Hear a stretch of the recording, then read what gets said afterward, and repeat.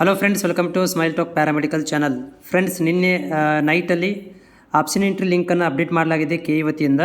So just ನಾನು ಇವಾಗ ಅದನ್ನು ಸ್ಕ್ರೀನ್ ರೆಕಾರ್ಡರ್ ಮಾಡ್ಕೊಂಡಿದ್ದೀನಿ. ಒಳಗಡೆ ಹೋದ್ಮೇಲೆ ಯಾವ ರೀತಿಯಾಗಿ ಕಾಣಿಸುತ್ತೆ ಅಂತೇಳಿ ಇಲ್ಲಿ ನೋಡ್ಬೋದು. ನೀವು ಲಿಂಕಿಗೆ ಕ್ಲಿಕ್ ಮಾಡಿದಾಗ ನಿಮಗೆ ಇಲ್ಲಿ ಸಿ ಟಿ ನಂಬರ್ ಬರುತ್ತೆ. ಪ್ರೈಮರಿಲಿ ಸಿ ಟಿ ನಂಬರನ್ನು ಹಾಕ್ತೀರಿ. ಸಿ ಟಿ ನಂಬರನ್ನು ಹಾಕಿ ಮತ್ತೇನು ಮಾಡ್ತೀರಿ ಅಂದರೆ ಕೆಳಗೆ ಕೊಟ್ಟಿರುವಂಥ ಕ್ಯಾಪ್ಸ್ಗಳನ್ನು ಅವು ಹೆಂಗೆ ಕ್ಯಾಪ್ಸ್ಗಳನ್ನು ನೀವು ಇಲ್ಲಿ ಎಂಟ್ರಿ ಮಾಡಬೇಕಾಗತ್ತೆ. ಸೊ ಇಲ್ಲಿ ಏನಂತಂದರೆ ಎಂಟ್ರಿ ಮಾಡಿದ ಮೇಲೆ ನೀವು ಸಬ್ಮಿಟ್ ಅಂತ ಇದೆಯಲ್ಲ, ಅದಕ್ಕೆ ಕ್ಲಿಕ್ ಮಾಡಿರಿ. ನಾನು ಆಲ್ರೆಡಿ ಇಲ್ಲಿ ಏನು ಮಾಡಿದ್ದೀನಿ ಅಂದರೆ ಲಾಗಿನ್ ಮಾಡಿದ್ದೀನಿ. ಒಳಗಡೆ ಹೋಗಿದ್ದಕ್ಕೆ ನನಗೆ ಇಲ್ಲಿ ಏನು ತೋರಿಸ್ತಾ ಇದೆ, ಬರೀ 4 ಆಪ್ಷನ್ ತೋರಿಸ್ತಾ ಇದೆ. ಬಟ್ ನೀವು ಹೊಸಬರಿದ್ದರೆ ನಿಮಗೆ ಇಲ್ಲಿ 7-8 ಆಪ್ಷನ್ಗಳು ತೋರಿಸ್ತವೆ. ನಾನು ನಿನ್ನೆ ವಿಡಿಯೋದಲ್ಲಿ ಕೂಡ ತೋರಿಸಿದ್ದೀನಿ. ಬಟ್ ಇಲ್ಲಿ ನನಗೆ ಆಲ್ರೆಡಿ ಲಾಗಿನ್ ಮಾಡಿದ್ದಕ್ಕೆ ಈ ರೀತಿ ತೋರಿಸ್ತಾ ಇದೆ. ಸೊ ಹೀಗಾಗಿ ನಾನು ಏನು ಮಾಡ್ತೀನಪ್ಪ ಅಂತಂದರೆ, ನೀವುಗಳು ಒಂದು ಸಲ ನೀವು ಇದನ್ನು ಅಪ್ಡೇಟ್ ಮಾಡ್ಕೊಂಡ್ಬಿಟ್ರೆ, ಅಂದರೆ ಬ್ಯಾಂಕ್ ಅಕೌಂಟನ್ನು ಅಪ್ಡೇಟ್ ಮಾಡ್ಕೊಂಡ್ಬಿಟ್ರೆ ನೆಕ್ಸ್ಟ್ ನಿಮಗೆ ಡೈರೆಕ್ಟ್ ಈ ಥರ ಬರುತ್ತೆ. ಓಕೆ. ಸೊ ಇಲ್ಲಿ ನಾನು ನೋಡಿದಾಗ ನನಗೆ ಇಲ್ಲಿ ಸುಮಾರು ಡೌಟ್ಗಳು ಬಂದಿದ್ದಾವೆ. ಏನಂದರೆ ಇಲ್ಲಿ ಕ್ಯಾನೆಟ್ ಕ್ಲಿಕ್ ಮಾಡಿದೆ. ಇಲ್ಲಿ ನೋಡಿರಿ, understand I have enter all the options to which I am eligible irrespective of the availability seats. I am aware that option entry portal would you lock available once entry ಅಂತ option. ಇದೇನು ಹೇಳ್ತಾರೆ ಅಂದರೆ, ನನಗೆ ಎಲ್ಲ knowledge ಇದೆ, ನನಗೆ option entry ಬಗ್ಗೆ ಮಾಹಿತಿ ಕೂಡ ಗೊತ್ತಿದೆ ಅಂತ ನಾವು ಕ್ಲಿಕ್ ಮಾಡಿ ಒಳಗಡೆ ಬಂದೆ. ಬಂದ ಮೇಲೆ ಇಲ್ಲಿ ನೋಡ್ಬೋದು, ನನಗೆ ಅಚ್ಚರಿಯಾಗಿರುವಂಥದ್ದು ಏನಂದರೆ, ನಾನು BSc ನರ್ಸಿಂಗಿಗೆ ಕ್ಲಿಕ್ ಮಾಡಿದೆ. ಇಲ್ಲಿ ಕಾಲೇಜನ್ನು ನೋಡ್ತೀನಿ, ಸೀಟ್ ಕೋರ್ಸು ನೋಡ್ತೀನಿ, ಯಾವುದು ಕೂಡ ಕಾಣಿಸ್ತಾ ಇಲ್ಲ. ಅಂದರೆ it means BSc nursing update ಆಗಿಲ್ಲ. BSc ನರ್ಸಿಂಗ್ ಸೀಟ್ ಕಾಣಿಸ್ತಾ ಇಲ್ಲ. ಅದೇ ನಾನು ಇಂಜಿನಿಯರಿಂಗ್ ಕ್ಲಿಕ್ ಮಾಡಿದೆ. ಸೊ ಬಟ್ ಇಂಜಿನಿಯರಿಂಗ್ ನೋಡಿ ಕಾಣಿಸ್ತಾ ಇದೆ.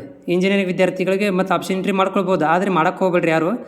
ಬಟ್ ಇಲ್ಲಿ ನೋಡಿರಿ ಕಾಲೇಜ್ ತೋರಿಸ್ತಾ ಇದೆ, ಕೋರ್ಸ್ ತೋರಿಸ್ತಾ ಇದೆ ಇಂಜಿನಿಯರಿಂಗ್ಗೆ. ಅದೇ B ಫಾರ್ಮಸಿ ಕ್ಲಿಕ್ ಮಾಡಿದರೆ ಅದು ತೋರಿಸ್ತಾ ಇಲ್ಲ. ಸೊ B ಫಾರ್ಮಸಿನೂ ತೋರಿಸ್ತಾ ಇಲ್ಲ. ಆಮೇಲೆ BSc ನರ್ಸಿಂಗ್ ತೋರಿಸ್ತಾ ಇಲ್ಲ, ಅಗ್ರಿನೂ ತೋರಿಸ್ತಾ ಇಲ್ಲ. ಇವೊಂದು ಅಗ್ರಿ ಕೂಡ ಕ್ಲಿಕ್ ಮಾಡಿ ನೋಡಿದೆ, ಅದು ಕೂಡ ತೋರಿಸ್ತಾ ಇಲ್ಲ. ಆಮೇಲೆ B.Tech ನೋಡಿದೆ.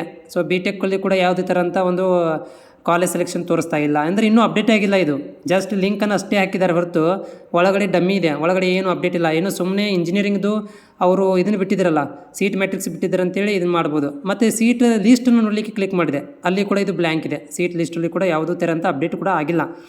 ಸೊ ಹೀಗಾಗಿ ಇದು ಇಂಜಿನಿಯರಿಂಗ್ ತೋರಿಸ್ತಾ ಇದೆ, ಇಂಜಿನಿಯರಿಂಗ್ ಮಾತ್ರ ಲೀಸ್ಟ್ ತೋರಿಸ್ತಾ ಇದೆ. ಅದು ಪ್ರೈವೇಟು ಗೌರ್ಮೆಂಟ್ ಸೀಟ್ಗಳನ್ನು ಅಂದರೆ ಕಾಲೇಜ್ಗಳನ್ನು ಸಪ್ರೇಟಾಗಿ ಫೀಸಲ್ಲಿ ತೋರಿಸ್ತಾ ಇಲ್ಲ. ನೋಡಿ, BS ನರ್ಸಿಂಗ್ ಸೀಟ್ ಇನ್ನೂ ಅಪ್ಡೇಟ್ ಆಗಿಲ್ಲ. ಸೊ ವಿದ್ಯಾರ್ಥಿಗಳು ಗಡಬಡಿ ಮಾಡ್ಕೊಳ್ಳೋಂಥ ಅವಶ್ಯಕತೆ ಇಲ್ಲ. ಸೊ ಮುಂದಿನ ದಿನಗಳಲ್ಲಿ ಅಂದರೆ ಈ ಒಂದು ವಾರದಲ್ಲಿ ಇವತ್ತು ಅಥವಾ ನಾಳೆ ಏನು ಮಾಡ್ತಾರೆ ಅಂದರೆ, ಸೀಟ್ ಮ್ಯಾಟ್ರಿಕ್ಸ್ ಬಿಡಬೇಕು, ಫೀಸ್ ಸ್ಟ್ರಕ್ಚರ್ ಬಿಡಬೇಕು. ಆವಾಗಲೇ ಏನಾಗುತ್ತೆ ಅಂತಂದರೆ ಇದೆಲ್ಲ ಅಪ್ಡೇಟ್ ಆಗುತ್ತೆ. ಮತ್ತು ನೋಡಿರಿ, ಇದು ಇಲ್ಲಿ ಏನಂದರೆ, ನೀವು ಬ್ಯಾಂಕ್ ಸ್ಟೇಟ್ಮೆಂಟ್, ಬ್ಯಾಂಕ್ ಡೀಟೇಲ್ಸ್ಗಳನ್ನು ಸೊ ಅದನ್ನು ಕೂಡ ನೀವು ಅದನ್ನು ಅಪ್ಡೇಟ್ ಮಾಡ್ಕೋಬೇಕು. ಬಟ್ ನಾನು ಇದೇನು ಮಾಡಿದೆ ಅಂದರೆ, ಇದು ವಿದ್ಯಾರ್ಥಿದು ಬ್ಯಾಂಕ್ ಡೀಟೇಲ್ಸ್ಗಳನ್ನು ನಾನು ಸ್ಕಿಪ್ ಮಾಡಿದ್ದೀನಿ. ಆಮೇಲೆ ನಾನು ಅಪ್ಡೇಟ್ ಮಾಡಿದಿರೋದನ್ನು ಬಿಟ್ಟಿದ್ದೀನಿ. ಯಾಕಂದರೆ ಅವರಲ್ಲಿ ಬ್ಯಾಂಕ್ ಡೀಟೇಲ್ಸ್ ಇಲ್ಲ ಅಂತ ಹೇಳಿದರು. ಜಾಯಿಂಟ್ ಅಕೌಂಟ್ ಇದೆ ಅಂತ ಹೇಳಿದ್ದಕ್ಕೆ ನಾನು ಏನು ಮಾಡಿದೆ ಅಂದರೆ, ನಿಮ್ಮ ಫಾದರ್ದು ಅಥವಾ ಮದರ್ದು ಬ್ಯಾಂಕ್ ಅಕೌಂಟ್ ಇದ್ದರೆ ಒಳ್ಳೆಯದು ಅಂತ ಹೇಳಿದ್ದೀನಿ.